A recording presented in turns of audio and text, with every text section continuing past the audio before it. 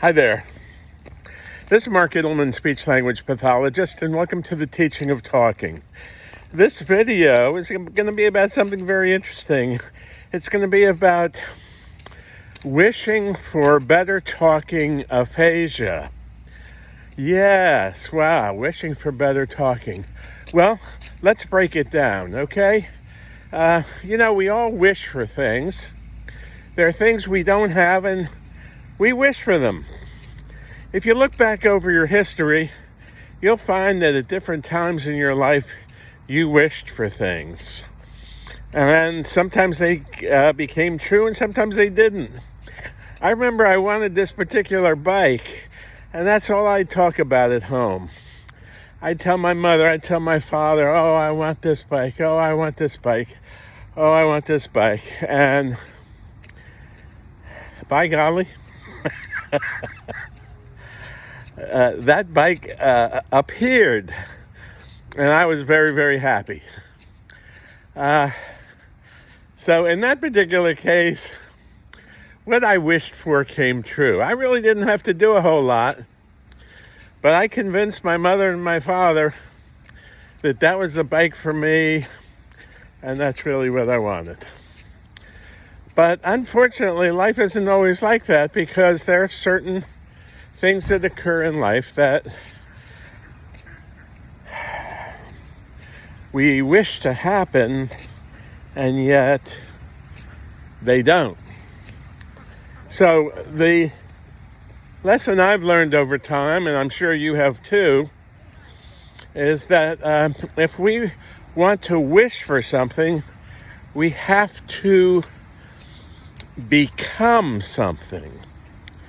Like, for instance, in talking, we can't wish that aphasia will go away or that speech will get better, because often with moderate to profound cases, it doesn't, unless the person who wishes for better speech is very active and the care partner also is very active, so that they both become experts at talking, and that they're involved in talking and exchanging comments and questions to each other all through the day.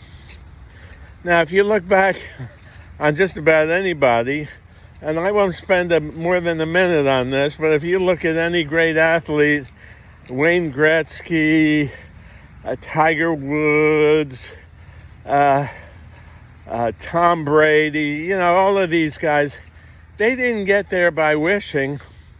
They got there from very early on in their life.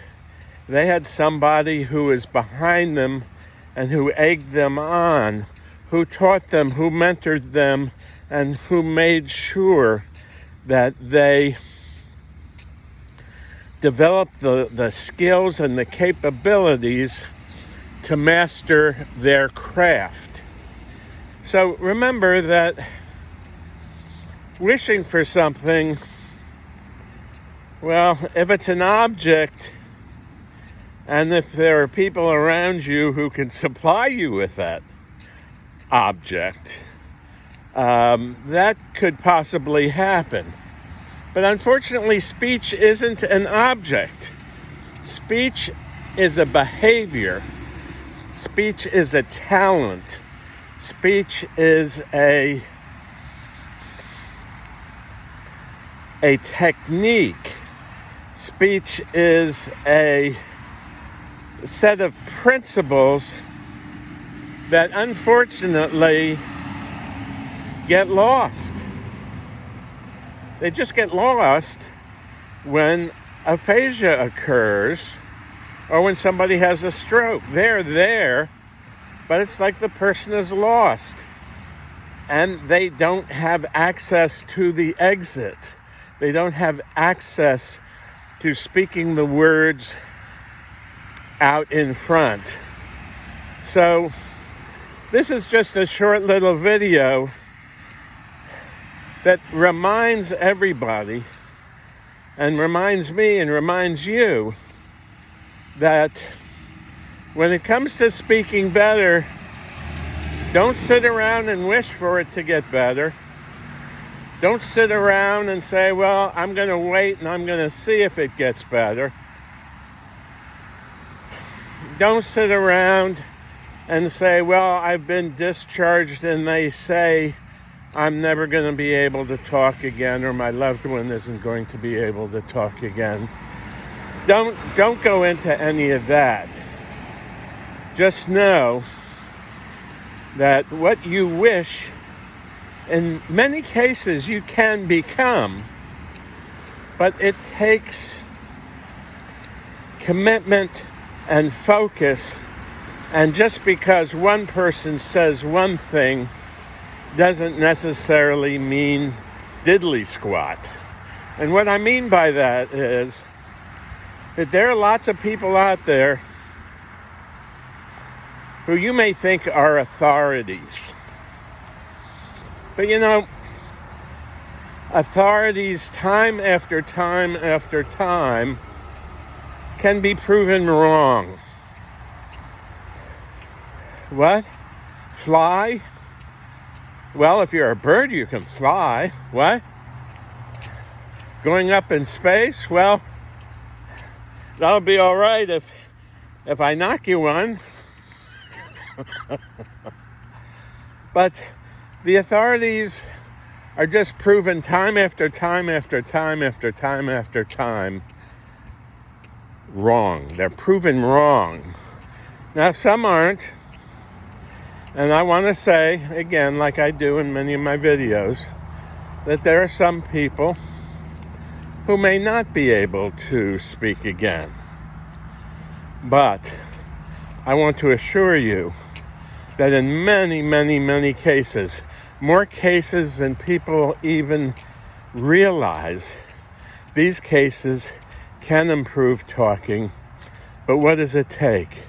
Well, it takes somebody who's been in the field, who's worked with people with aphasia for 10, 20, 30, 40, 50 years. They understand aphasia. They understand what works and what doesn't. And just understand that they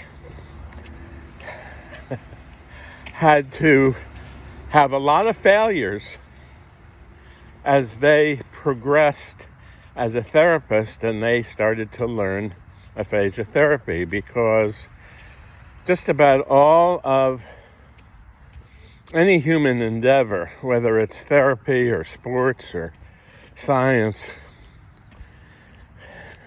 they're just full of errors. They're just full of mistakes.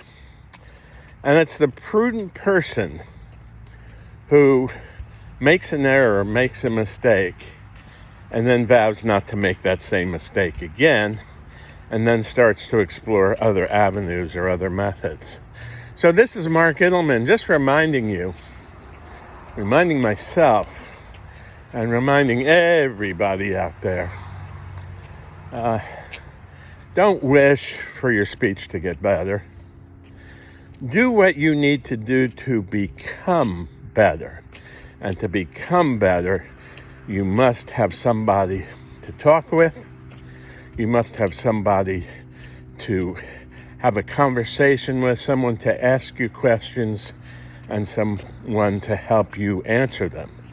Because there are a lot of people who are unable to ask and answer questions, and that's why the teaching of talking method was developed, to teach a caregiver or to teach a family member how to model speech for the person with aphasia so that they develop an ability to speak.